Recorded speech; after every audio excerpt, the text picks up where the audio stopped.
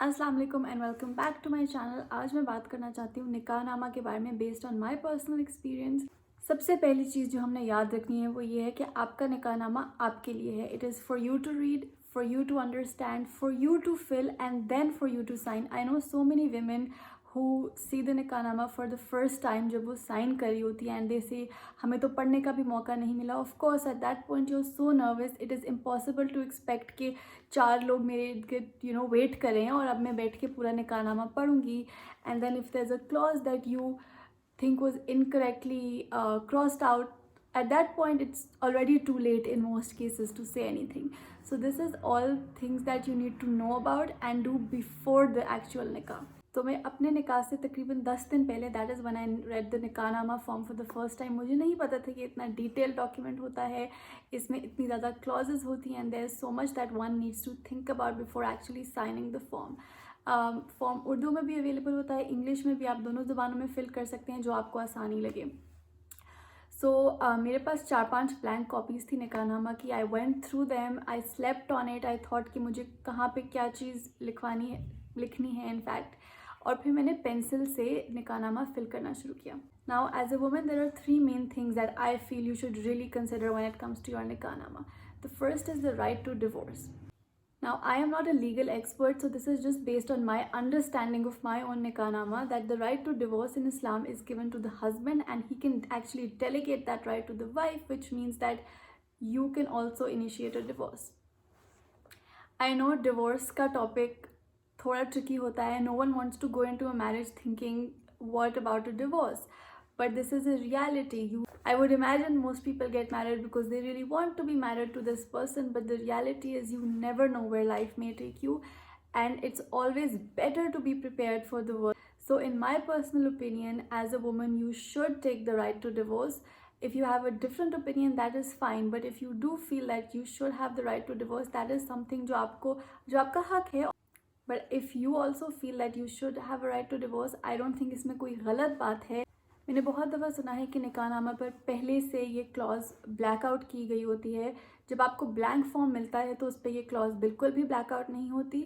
Perhaps when filling out, if someone else is filling out your nikahnama, yes they might black it out, but you have to remember कि इतना बड़ा आपकी ज़िंदगी का एक legal और रिलीजियस डॉक्यूमेंट आप किसी और से क्यों फिल करवा रहे हैं। कोई भी और कॉन्ट्रैक्ट होता है, हम खुद उसको पढ़ते हैं, खुद समझते हैं, खुद साइन करते हैं, तो इतना एक इम्पॉर्टेंट डॉक्यूमेंट हम क्यों किसी स्ट्रेंजर पे छोड़ देते हैं कि वो फिल करें। और फिर of course I understand that people have all kinds of views about the right to divorce and some people may actually think this is not a very good thing for a woman to have. But if you want that right, then don't wait until the day of your nikah to find out कि ये मेरे पास है भी या नहीं. This is something that you need to think about, and if you want to discuss it with your partner, discuss it with your partner. That said, don't take someone else's opinion into account कि लोगों की नज़र में ये चीज़ गलत है, therefore आपको fill नहीं करनी चाहिए. अगर आपकी नज़र में ये चीज़ आपके लिए ठीक है, आपके रिलेशनशिप के लिए ठीक है, there is nothing wrong with having the right to divorce. The next thing is हक महर. यहाँ पे आई फील मैंने अपनी रिसर्च पूरी नहीं की थी. रिसर्च से ज़्यादा I think at that point I was so preoccupied with other things that I gave it very little thought. So I did know कि हक महर क्या होता है और क्यों होता है, मगर मैंने इस बारे में नहीं सोचा कि कितना होना चाहिए और किस फॉर्म में पे होना चाहिए. So my parents had a certain opinion कि हक महर इतना होना चाहिए और इस फॉर्म में होना चाहिए. They asked me, do you think it's okay? And I was so busy, parlour के चक्कर, कपड़े, डेकोर, इन सब चीज़ों में मेरा माइंड इतना ऑक्यूपाइड था दैट आई सेड हाँ बिल्कुल ठीक है. And in retrospect I do think I should have thought about it more because every person is different. आपकी नीड्स सिर्फ आपको पता है और आपकी डिज़ायर्स भी सिर्फ आपको पता है. No matter how close someone else is to you. Of course your my parents I know had my best interest at heart, but now I think that is the decision जो मुझे खुद लेना चाहिए था, बजाय कि मैं उन पर छोड़ देती, उन पर जिम्मेदारी डाल देती कि आप सोचें क्या करना है. So definitely do think about the हक महर यू वांट. हक महर 2 किस्म का होता है, एक जो पेबल होती है एट द टाइम ऑफ निकाह और दूसरी किस्म जो है वो आपको बाद में मिलती है. So also think about whether you want it immediately और whether you want it later, whether you want to split it into 2 pieces, and also what form you want it in, because I know it has to be an asset, but it can be cash, but it can also be another kind of asset as far as I understand. Again, with hak meher, I know that in certain households it is considered undignified to ask for the girl's family to state कि हमें इतना हक महर चाहिए. But the thing you have to remember again is that this is for your financial security. This is not to imply that you will take the money and run away. This is just so if things go bad, and you never know when they might, you have some financial security.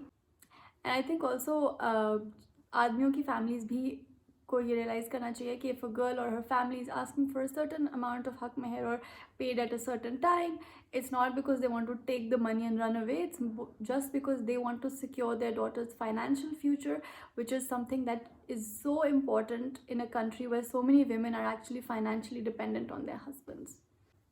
उसके बाद एक बहुत interesting part आता है निकाहनामा में, which I did not know about, which was where you can put in additional clauses and your partner has to agree to them when they sign the nikahnaama. So for example, you can put in कि मुझे एक certain amount of pocket money चाहिए, मुझे एक certain percentage of your income as pocket money चाहिए, or anything else कि I will not wake up at 7 in the morning and make breakfast. Anything in the world that you think is important, you can put in there. Now, this is something I thought long and hard about, because initially I thought, okay, there's a section for clauses, I should put in a clause. And then I thought, is there anything that I want from my partner जो मुझे writing में चाहिए? And I could not think of anything. I think relationships evolve, and it's very hard for me to have thought at that point कि मुझे क्या क्या चीज़ें अपने पार्टनर से चाहिए ही ज़रूरी कि मैं उनको कॉन्ट्रैक्ट में डलवाऊँ. So yeah, I did not put in anything in those clauses. That's something I don't regret. But again, everyone is entitled to their own choice. अगर आपको आपके जहन में कोई चीज़ है कि मैं it can be something very very small that you have to help me with childcare, or it can be something different that you can't stop me from studying or working. Anything that you think you want to put down in paper, in writing, you definitely should. And again, there's nothing wrong with it. मैंने personal choice ली थी because I just could not think of anything. But if you do have thoughts in your mind, then definitely do write them down. The final thing जो मेरे नज़र में ज़रूरी है is to discuss this with your partner. Women, I think we should have the right to read, understand and fill out our nikahnaama, but I also feel men should have the right to know what they're signing up for. So yeah, I filled out the nikahnaama, and then clause by clause I discussed it with my husband. I am basing all my advice, by the way, on the assumption that this is a healthy, non-toxic relationship. If your relationship is toxic or unhealthy, I don't think this advice, such as discussing it with your partner, will apply to you. If your partner is unsupportive, I don't know if you discussing these clauses beforehand is the solution, because they may or may not agree to these. So yeah, the crux of my advice is that this is your decision to make कि निकाहनामा में क्या जाना चाहिए क्या नहीं. It's a very detailed document. एक और चीज़ clauses वाले section में I have heard that some women want to put कि my husband will not enter into a second marriage. Again, this would depend on the sect or school of thought that you come from in Islam, but from what I understood, this is ghair shari, and therefore you cannot put this clause in.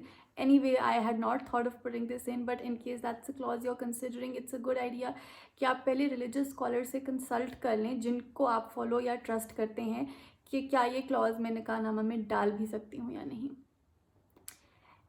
So yeah, that's my advice. Read the nikahnaama, understand it, understand your rights. If you are confused, do consult a legal scholar. If you follow a certain school of thought or sect, do consult a religious scholar that you trust.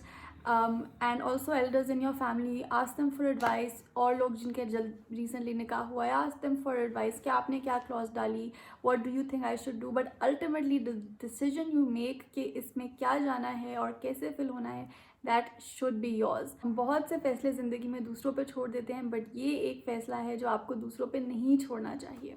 I know the video is already too long, but while talking about this, मुझे एक story याद आ गई कि on my nikah, I was very adamant that I want to say kabul hai out loud, and this was I don't know, every family is different, but I know that sometimes this is looked down upon, and my parents were kind of like, okay, sure, you can do it, but generally from the nikahs we've seen in our family, the bride is in a different room, the nikah happens privately, and then she comes outside. I said, no, I'm going to do it on the stage, and I want a mic, and I'm going to say kabul hai uncha.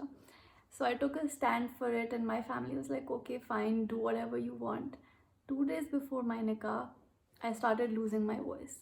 And on the nikah day, I had lost it to such a point that I could not even say Assalamu alaikum to the guests. मेरे गले से आवाज़ निकल ही नहीं रही थी.